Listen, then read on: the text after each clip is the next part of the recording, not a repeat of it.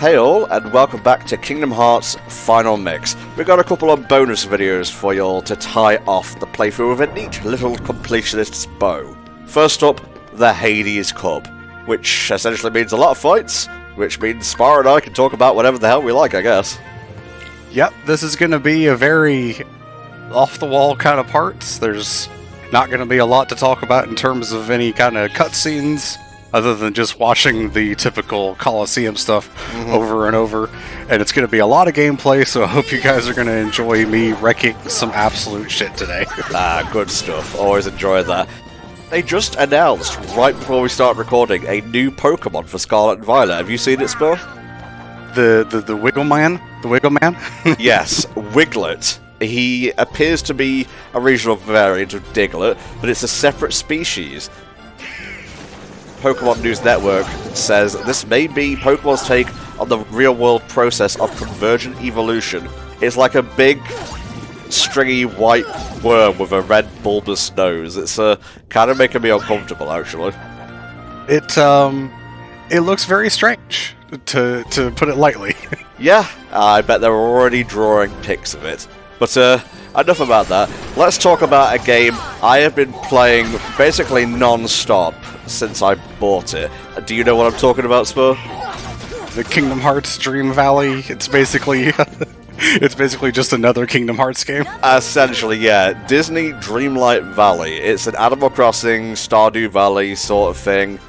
It's in early access right now, but it will be like free to play eventually. Right now you have to buy a Founders Pack, and that starts at like 25 quid, so I got the cheapest one.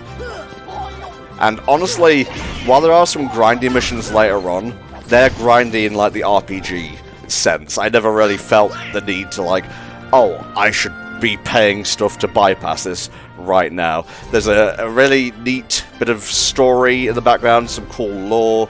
You make friends with like Disney characters and whatnot, and they move in, and you basically do tasks for them.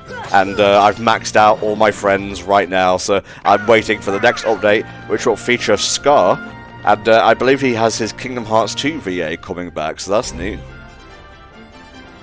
Well, here's one of the first actual fights we have here in the Hades Cup. We get to fight Yuffie by herself, as opposed to earlier in one of the cups that I did not show, where you fight Yuffie along with Leon. She's a lot easier here because Leon's not getting in the way like an asshole. Yeah, Yuffie is basically a distraction in that fight, but on her own, it kind of plays out like you saw here. She's stuck in slow motion forever.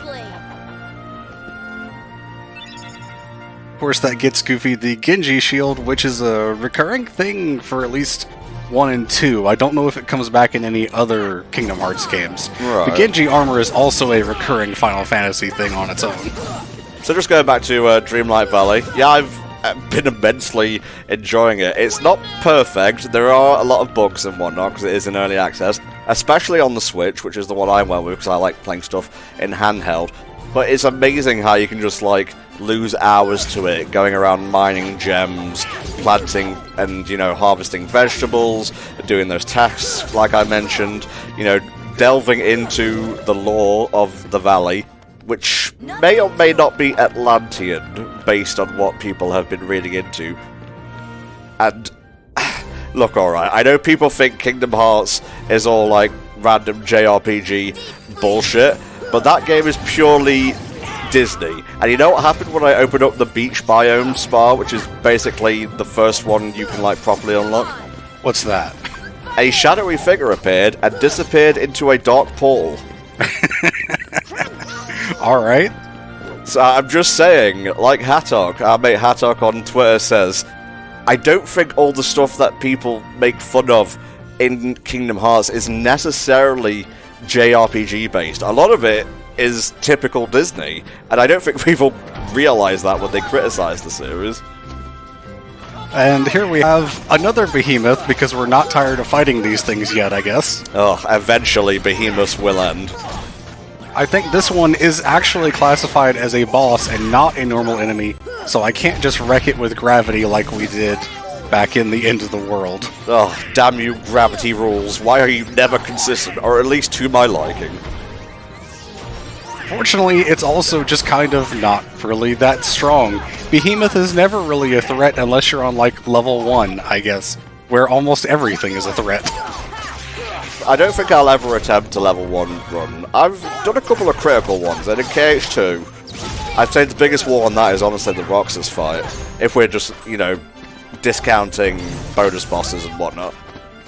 KH3 critical wasn't bad. It was tricky in places, for sure, but I never really felt like it was frustrating.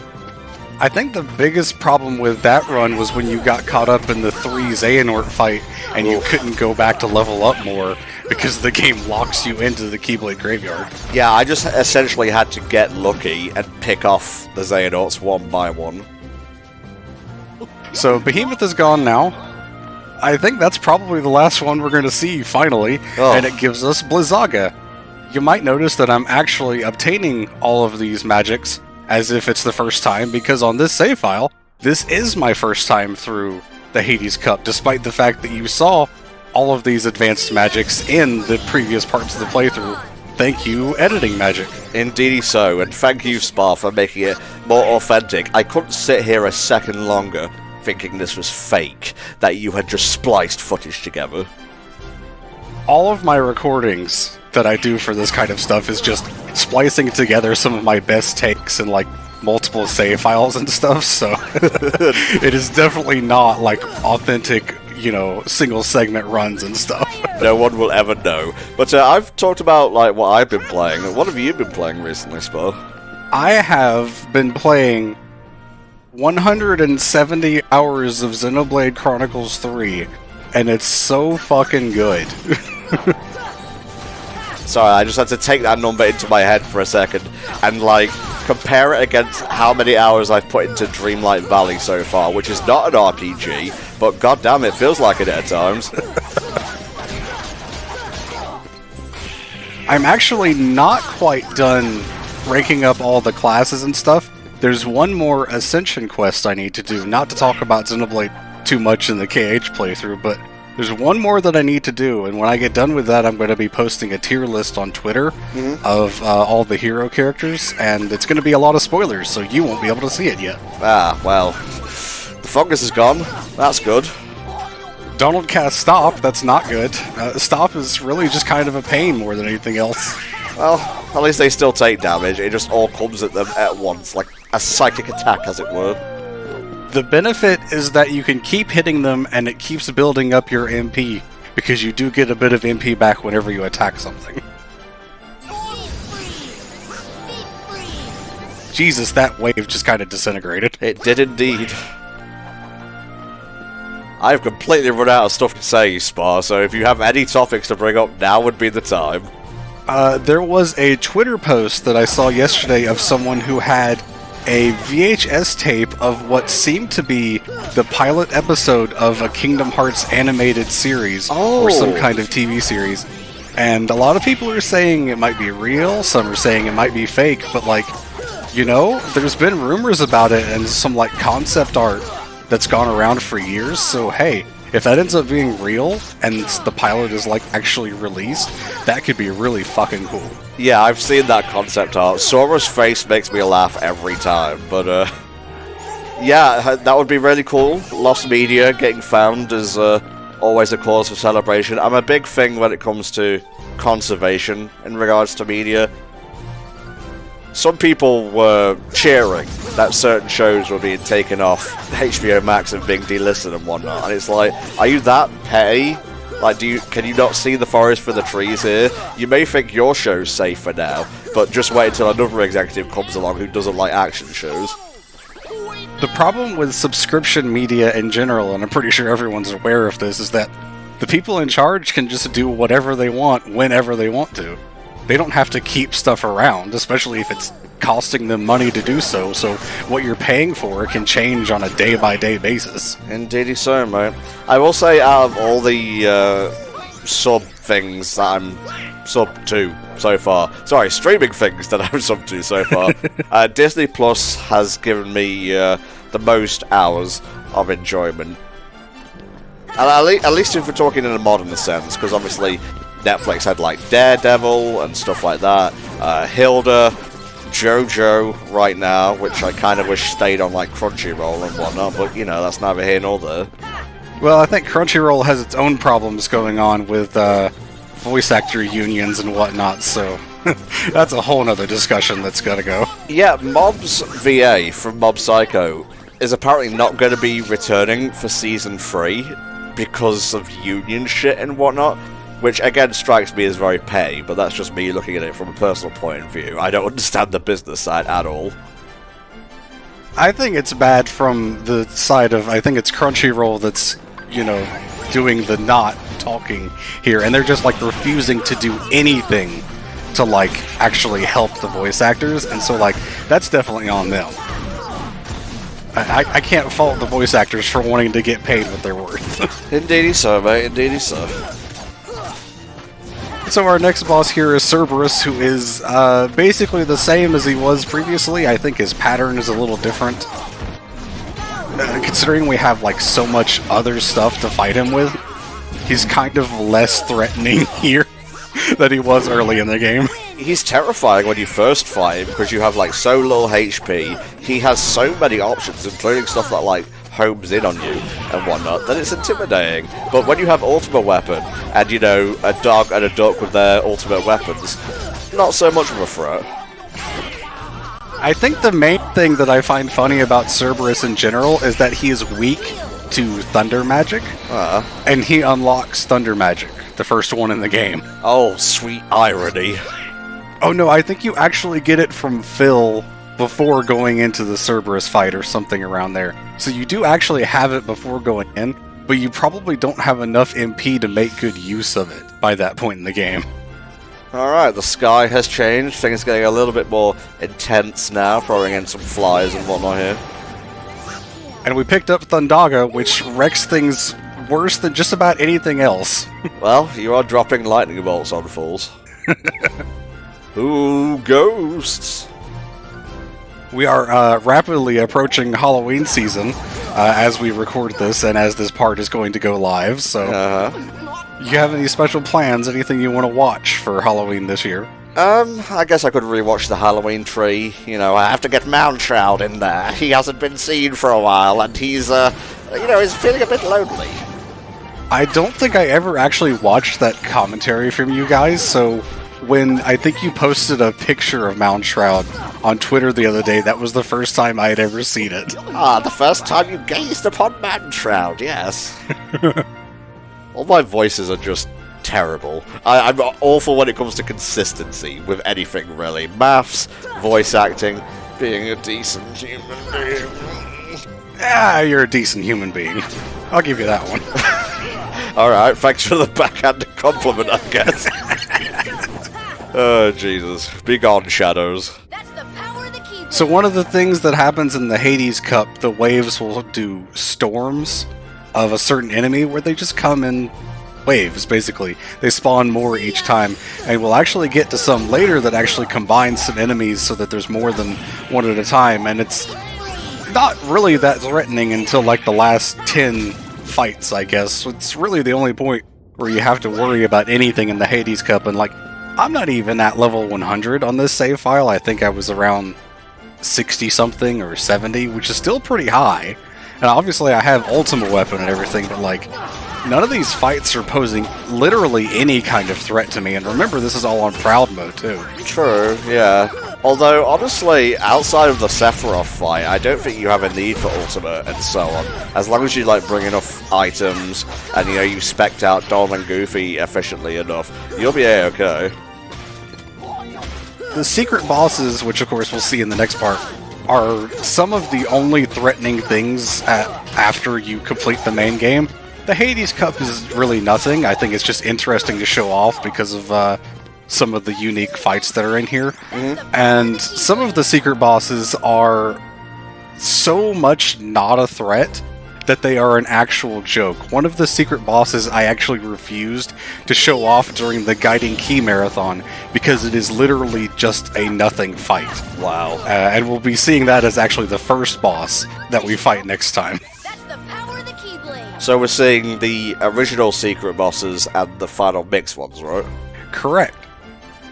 there's actually a bit of discrepancy on which ones are the original, because in the original Japanese version of Kingdom Hearts 1, there was only the Hades Cup and Phantom. Ah. That was it. There was nothing else in the game.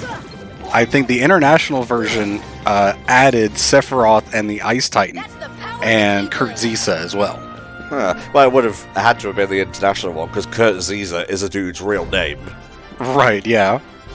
And then the final mix one added Keyblades for the Ice Titan and Sephiroth, and then also added the Unknown.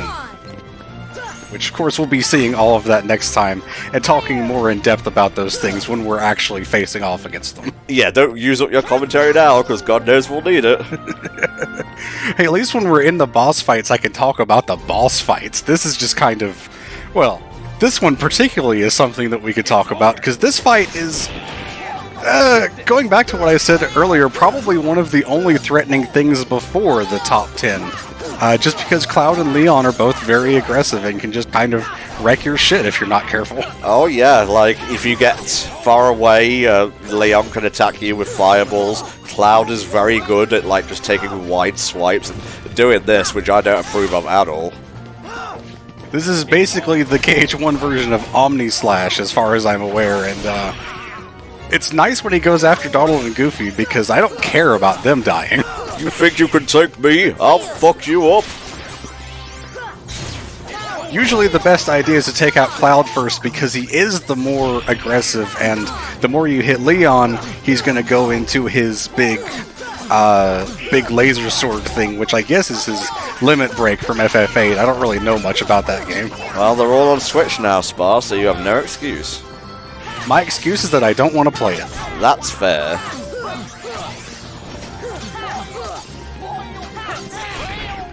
Of course, once it's down to one guy, it doesn't really matter that much. Taking him out with Blizzard just for the fun of it. Yeah, Lionheart. One of the best Keyblades that you get in one of the worst places. It's unfortunately outclassed by basically everything at this point, especially since I have Ultima. Yeah, if you have the power to reach this place, you kind of have all that you need already, but hey, one more for the collection never hurts. Always nice to have all of them just so you can have the trophies and, you know, whatever else is going to satisfy your completionist heart or whatever. I guess I could go into a bit more about Dreamlight Valley, because God knows I'm obsessed with that. The lore is essentially that...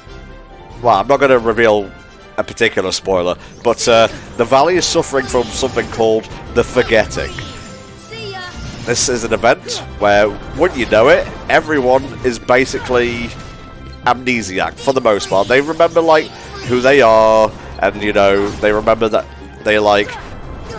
do things from Disney movies, I guess, for lack of a better term, but you have to help them recover their memories, and memories are a big thing in that game. It is essentially Chain of Memories light, because you can get memories from the old ruler, you can find his diary entries, you can find pictures of, like, you know, Disney film, you can find, like, Disney film stills that have been cut up into jigsaw pieces. I found the funniest one, where it's a Monsters, Inc. one, and it was just Mike Wazowski, but you couldn't see his eye. It was just his lower half. Oh, that's funny. A certified Mike Wazowski moment, if you will. So it sounds basically like what happens to Winnie the Pooh in KH2. Essentially. Where he kind of forgets everything, but still knows how to go about his day. Essentially, yeah. And the coolest thing is, well, it's not canon, but it's cool to me, is that a lot of the characters, if not all of them, seem to take place after their respective movies. Like, Moana talks about her people becoming explorers again. Remy mentions having worked in La Ratatouille, which she doesn't open until the end of the movie, and so on and so forth. Ursula is fucking salty and flies into a rage anytime you mention Ariel, and so on and so forth. That actually sounds pretty cool, and I might pick it up when it fully launches. Yeah, well, it will be free to play eventually, so you're welcome for me beta testing it, I guess. Alright, what we got next? We're finally getting into the fights with the Invisibles, some of the only threatening enemies in this entire thing. I love these dudes so much. Very cool design. sometimes annoying to fight. Fortunately, I'm ridiculously overpowered and they die in one combo. What would you say is your favorite Heartless from this game, which I'm sure we've talked about before, but just to reiterate. Well, I've already mentioned it was the Invisible, but I guess I could, like, pick another one. Let me have a think here. The Soldiers are pretty solid. The Soldiers are, like, super iconic. Yeah, I could definitely see that. If I had to pick one, I'd probably say the Wyverns, just because they have a really neat design. The only annoying thing about them is that they're flying enemies, and flying enemies in Kingdom Hearts never work well. Yeah. I get more depressed with each progressing year. Just think about the birds from Birth by Sleep, and you just go, okay. I didn't want to think about that today. God, they were even annoying in Melody and Memory. I'm not sure what's going on there. Ooh, 3 Defenders. Yeah, Defender's honestly another one of my favorites. The fact that the Heartless is actually the shield and is just taken over the body, like the main body, is actually just such a cool concept to me. Oh, I thought it was just part of the whole thing, but that's the Heartless itself.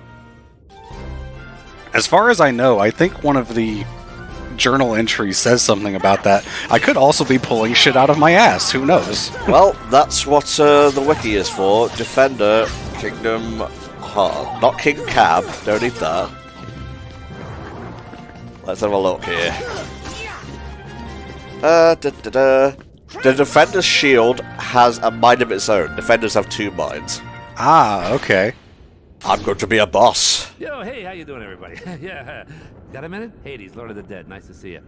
Hey, guess what? I got a place for you. Man, I love James Woods. I love James Woods as Hades, and I love Hades. I like all of those things. Let's not include Twitter. Anyway, Hades, the boss fight. You ready to feel the heat?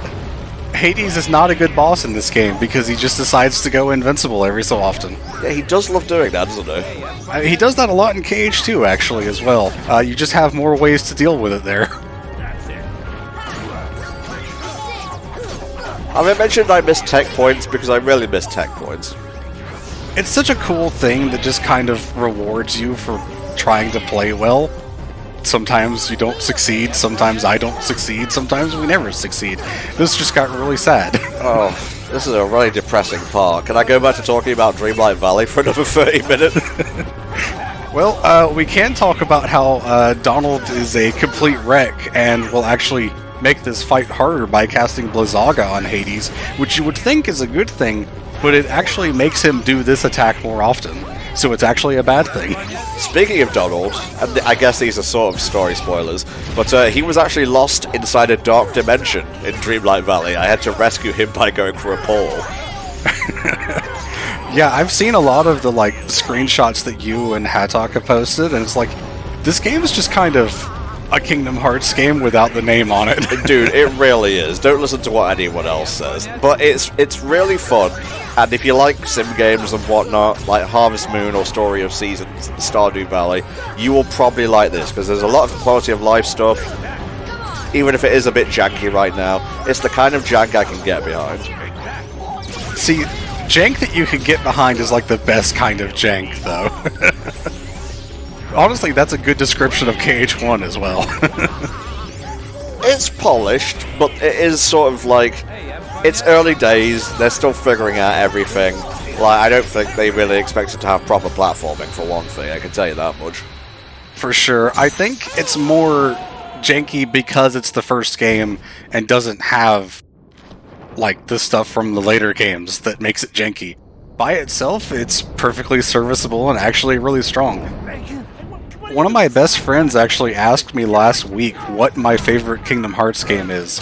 And my response was, how much time do you have for me to answer this? Wow.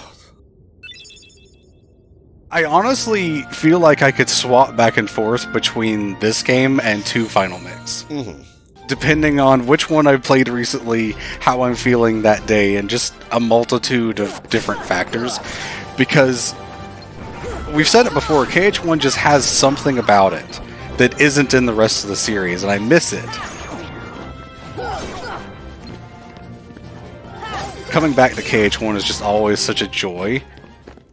Until I have to do, like, certain things, probably like Ursula is probably the one thing that I hate coming back to. Oh boy, you're not wrong there. Honestly, Kingdom Hearts is good, man. It's just really good. It is, yeah. I mean, we've run out of commentary at this point, clearly, so the next 5 or so minutes, 8 minutes will just be Kingdom Hearts is good on loop. I mean, that's probably pretty much what HFC has been for 15 years, so... God. I spent all day yesterday watching KZ stream the last of his Sonic Marathon, with Colours is bad this and Colours is bad there, and now you come at me with the biggest psychic damage attack of all. I get it, okay? I'm stagnant. I'm a fucking useless human being. What more do you want? Jesus Christ, this part is something special. I hope you guys are excited for the 15th anniversary of HFC next year. It's going to be a great time all around. There's so many cool things planned. It's just going to be really special for us as the commentators and creators and everything, and for you guys, the viewers, and I hope it's just going to be so awesome for all of us, to be honest. Indeedy so. I like how Shadow Sneak was not part of that fight at all. It felt like he got just caught up in the violence. I would like to point out, by the way, that these fights are all seeds in a tournament, meaning that these are ranked in, like, the order in which they won. 3 white mushrooms beat Hades. Well, I mean, if he doesn't have the right magic, he can't take them out, so... I guess.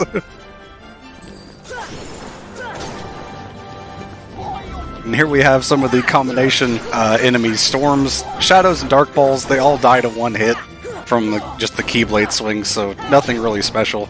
Especially when there's more of them, I start casting Thundaga. Indeed. Goodbye. I don't know why I just kind of stood there. I think I was waiting for everything to spawn in properly.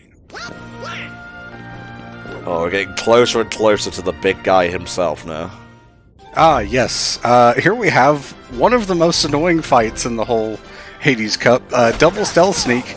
And I say they're annoying not because they're really annoying, but because Stealth Sneaks have a particular trait when they are treated as normal enemies, where during some of their animations they just can't die. And it's very strange. You'll actually see it right here. Well, you would if I stayed on that one. But I moved over to this guy because when they're doing this attack animation, they actually cannot die. They'll just stay at 1 HP. What if they did that forever? Well, fortunately, they do finish attacking at some point, so they don't just live forever. Remember that one mission in Days where you had to take out 2 Trick Masters at the same time? I don't want to, but I do. Fair enough, mate, fair enough. I don't want to remember a lot of the bosses in Days, because as cool as the visual design was on a lot of them, the actual fight design really suffered. I've heard that they wanted to balance the bosses around multiplayer, which is strange because it's an entirely different game mode, and they could have just had separate things, like for the bosses to fight different enemies, I guess. Yeah, the fights in Days are kind of not really that great. No, not really, although I still like Antlion, Infernal Engine, stuff like that. There's one, I can't recall the name of, but it must not have been good for me to not remember it. Don't. There's Ruler of the Sky, No! Rich Grave. God damn it, Spar. You know we have a no Ruler of the Sky clause for these commentaries. I'm gonna have to throw out the whole track there. What did you think about Redux Ruler of the Sky coming back in KH3? Because it's basically the same thing. It was fun. A bit annoying on critical for how fast that ship can die. Yeah, for sure. I think the first time I played that one, I ended up like, my ship got destroyed or whatever, and I fell all the way down into the water, and was like, fuck, what do I do now? Yeah, that would be me if I fell down into the water. Oh, I think we're almost done, Tom. One more seed, and then we get the big guy. Well, this is our commitment to bringing you bonus content that we've said we will bring you. Please ignore the other playthroughs where we said we would, and then didn't, because I got bored or something. Yeah, well, it happens, to be honest. Admittedly, The Hades Cup is not, like, super interesting, but I think it's just fun to show off, especially because it actually has the Hades boss fight, which is, like, the only place in the game you can get that. So, for that more than anything else, I think it's worth it. Also, Rock Titan is pretty cool, not gonna lie. Yeah, he's pretty fun. A lot more fun in Kingdom Hearts 3, though. That depends, because on critical mode, he can, like, twat you as you're, like, climbing up the mountain and kill you immediately, and then you gotta redo the whole climbing section, and it's just a mess, really. That would be really awkward in, like, one particular timeline. Like, Sora was running up the mountain, gets hit by a boulder and gets crushed, and then Donald Duck has to mourn him. He has to, like, go out and get a tuxedo or whatever, and, you know, he wears a black tie to commemorate the occasion. And I'm just essentially writing fanfics with my mouth right now. And then they have to take the Keyblade to Captain Jack Sparrow, because he's the only one left that can wield it. I'll avenge him, mate. That boulder won't see me coming. Speaking of... Yes, here's the big lad himself, who, for a lot of people that probably played this game when they were younger, thought this was the best way to grind XP to get to level 99, because every time you hit him, you get a tech point, but God, fighting this thing is actually really slow, so don't do that. In regards to, like, the seeds and whatnot, can you start from a particular part? I think you have to start from each 10th, so redoing this, you would start from the 10th seed, so that would be right after Hades. Right. And then you would have to fight the whatever number there is. I don't think there's actually 10 seeds, because you start at 50 and go to seed 1, so there's actually only 49 fights. Unless I'm just completely wrong about that. Well, neither of us can do maths. It's a good job we do this for a living, eh? Well, speak for yourself, I guess, but yeah. Indeedy so. Oh, fuck, I'm on my bum again. Ars Arcanum, really good at taking this guy out, especially because he just kind of never fights back. This is pretty much it. It's not really that hard of a fight, but hey, it's pretty cool. We got to show it off, and that's all that matters at the end. Oh god, he's exploding!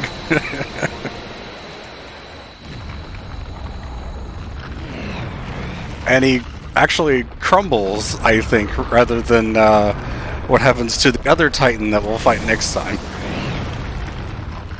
Would that be like a fake Rock Titan then? Because the Ice Titan in Birth by Sleep was fake. Huh, it could be. We also see Rock Titan in KH2, because when you first get to Olympus Coliseum, Hercules is like tossing it out of the arena. Right. We're the champs! Ugh. Classic line. Iconic. Yeah, get fucked. And our fabulous reward for completing the Hades Cup is something that we've already seen in the playthrough. It's Trinity Limit. Hell yeah? Alright guys, that'll do it for the Hades Cup. We'll see you next time for the secret bosses.